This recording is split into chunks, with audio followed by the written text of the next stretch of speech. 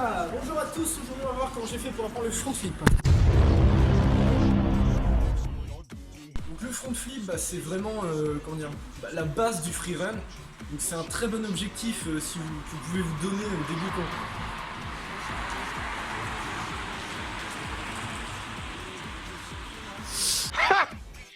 Donc du coup, le front flip, c'est vraiment un très bon objectif que vous pouvez vous fixer au début quand vous commencez. Mais attention, c'est plus dangereux que le Webster. Il y a quelques points qui fait que c'est... Donc dans le front flip, par contre, il faudra faire attention, il y a quelques points qui font que c'est plus dangereux que le Webster. Et je vais vous les expliquer après avoir détaillé la partie technique.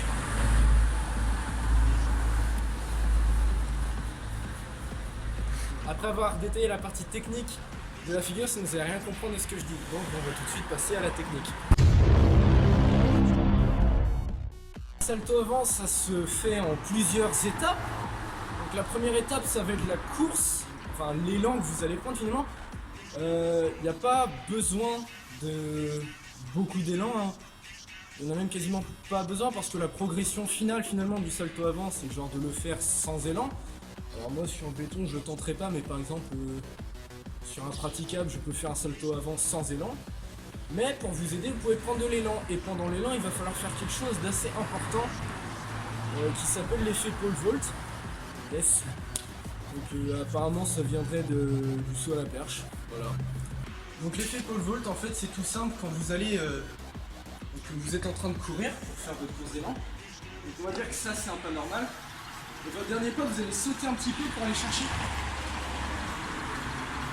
Le dernier pas, vous allez sauter un petit peu pour aller chercher loin. Vous allez chercher loin et ça va vous faire partir vers le haut. Bien plus que si vous étiez juste en train de courir normalement.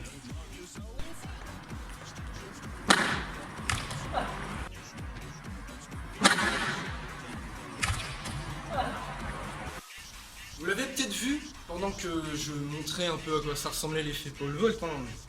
Il est rarement autant prononcé dans le salto avant, mais j'envoie mes mains en l'air. À quoi ça sert? Ça va tout simplement faire monter votre corps et augmenter la hauteur de l'endroit où vous allez tourner. Si vous faites sans les mains votre salto avant, vous allez vraiment galérer, vous n'allez pas mettre de hauteur. Et les mains, ça vous permet...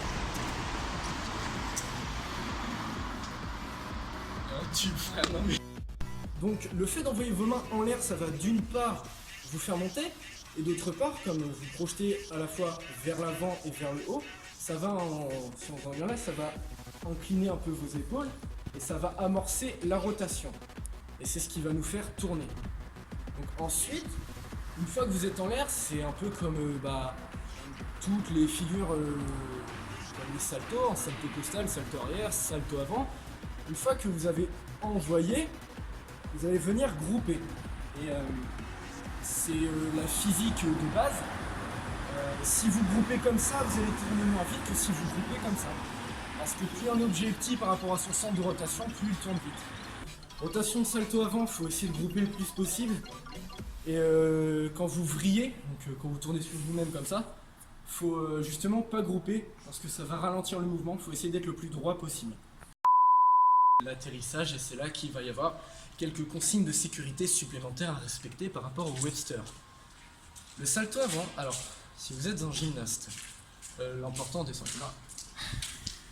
c'est genre de bien grouper comme ça, d'être bien dans l'alignement. Sauf qu'en réalité c'est très dangereux de faire ça. Parce que imaginons que vous arriviez en sous-rotation, que vous n'ayez pas le temps d'amortir le choc. Si vous descendez comme ça et que votre menton vient taper vos genoux, vous allez vous éclater les dents, clairement. Donc le mieux c'est de grouper comme ça. D'une part vous tournerez plus vite.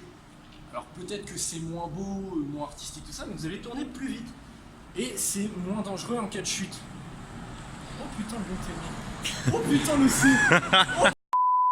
La sous-rotation lors du salto avant, ça peut faire en sorte que vous tombiez de manière un peu violente et traumatisante sur votre dos. Sur votre... Putain mais le mec fait du devin à plérin, mais qu'est-ce qu'il veut que je fasse? Donc, les surrotations et les sous-rotations. La sous-rotation, si vous tombez sur votre dos ou sur votre coccyx, vous pouvez vous faire très mal. dois avoir des blessures assez graves, je pense. Moi, ça m'est déjà arrivé. Bon, c'est pas un salto avant, c'était un Webster, mais j'ai glissé, je suis tombé sur le dos. Je pouvais plus marcher pendant 3 jours, mais ça allait sinon. Mais faites attention. Ensuite, les surrotations. Et c'est là que c'est vraiment dangereux. Parce que si vous tournez trop et que vous atterrissez pas sur vos jambes, dans une rotation qui emmène votre tête en premier, c'est mal barré. Voilà, alors autant par exemple le salto arrière, une sous-rotation ça fait peur parce que c'est ta nuque. Mais une surrotation, bon, tu t'en fous, tu tombes sur tes talons, tu tombes sur tes fesses tranquille. Mais là, salto avant, en surrotation, régulièrement, il y a des gens qui meurent. Enfin, régulièrement, ça arrive pas tous les 2 jours. Ça arrive surtout pour les G-Trampers, ceux qui en enchaînent 5 à la suite. Hein. Ils en font 1 de trop, ils ont mal calculé, ils ont plus de nuque. Donc faites gaffe.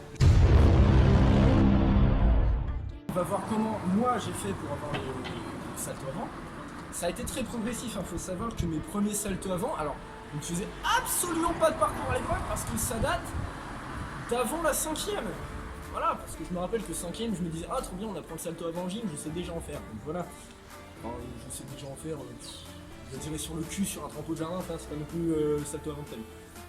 Les trampolines, parlons-en, ça peut être un bon moyen de débloquer la peur. Dans la catégorie des blocages de peur, on a le trampoline, la piscine, la fosse à cube, ou juste la fosse tout court, hein. Les tapis pour ceux qui ont quand même des bonnes couilles dès le départ. Et ensuite, moi, ce que j'ai commencé par faire, quand j'ai vraiment voulu l'apprendre, c'est commencer par l'apprendre d'une hauteur. Donc je fais toujours en 3 étapes, enfin 6, mais du coup je fais hauteur sable, hauteur herbe, hauteur béton, ensuite sol sable, sol herbe, sol béton. C'est comme ça que je procède pour quasiment toutes mes figures. J'ai fait ça pour le salto costal, je suis en train de faire ça pour le salto arrière parce que j'ai décidé de le réapprendre. Donc ça va vraiment être un chemin que je peux vous recommander, hein. Il y a plein de gens qui font différemment.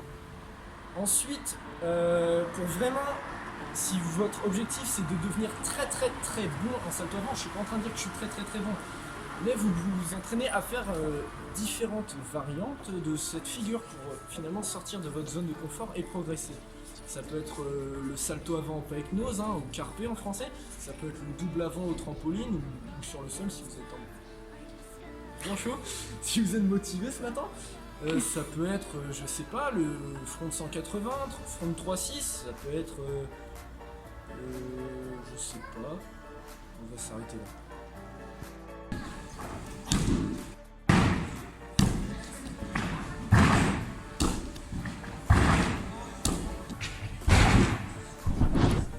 Il y a une dernière variante du salto avant que dont je voulais parler avec vous, c'est le diving front. Donc il ne faut pas le confondre avec le Webster, même si il se lance d'une seule jambe. Le diving front, c'est une figure qui est très agréable à faire. C'est par exemple la figure signature du traceur Dom Tomato. Voilà, c'est juste faire un salto avant de très haut. Donc pour ça, généralement, on part pied décalé dans le prolongement de la course. Donc le mouvement du salto avant, c'est la même. Cette fois, c'est juste qu'il n'y a pas d'effet pole vault parce que de toute manière, vous n'avez pas besoin de prendre de hauteur vu que votre arrivée est bien plus bas que vos pieds. Si on peut prendre un exemple à mon échelle, le salto que j'ai fait à Binic, c'était un diving front. Donc voilà, ça peut être intéressant de, par exemple, travailler son salto avant depuis différentes hauteurs. Donc voilà, ça peut être intéressant de travailler votre salto avant de différentes hauteurs, ça vous apprend à bien contrôler la rotation, à bien contrôler votre atterrissage. Ça peut aussi vous permettre d'apprendre à travailler votre roulade si vous atterrissez de très haut. J'espère que... Ok, yes. Ça tourne. Ok. Donc voilà, j'espère que la vidéo vous a pris. Waouh, je suis fatigué. J'espère que... Oh putain. Ça tourne. Bon voilà, j'espère que la vidéo vous a plu, j'espère que vous allez réussir à avoir votre front flip, et bah, en attendant, moi je vous dis... Voilà, si la vidéo vous a plu, bah, je vais vous inviter à la liker, à me proposer par exemple dans les commentaires si vous avez envie, waouh, je vais articuler, peut-être c'est mieux, de me proposer dans les commentaires si vous avez envie que je traite une autre figure de freerun dans le prochain tuto, et à la prochaine, abonnez-vous.